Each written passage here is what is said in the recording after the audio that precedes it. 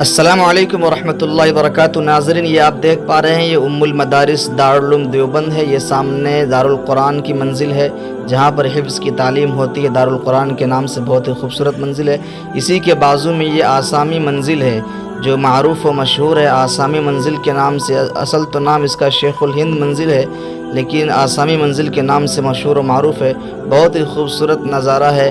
آگے آپ کو چلیے دکھاتے ہیں۔ ام المدارس دارالعلوم دیوبند نے دنیا کے اندر توحید کی تعلیم کو عام کیا، اتباع سنت کی تعلیم کو عام کیا، صحابہ کی محبت کی تعلیم کو عام کیا، اسلام کی صحیح ترجمانی، اسلام کا صحیح نظریہ اگر پیش کیا تو ام المدارس دارالعلوم دیوبند نے کیا ہے۔ یہ دیکھیے افریقی منزل، یہ افریقی منزل آپ دیکھ پا رہے ہیں۔ اعظمی منزل بھی اسی کے بازو میں، بہت ہی خوبصورت نظارہ ہے۔ آپ کبھی آئیے تو دارالعلوم دیوبند ضرور آئیے اور اس کا دیدار کیجیے۔ آپ دیکھ رہے ہیں یہ سامنے مسجد رشیدیہ ہے جو دارالعلوم دیوبند کی مرکزی مسجد ہے۔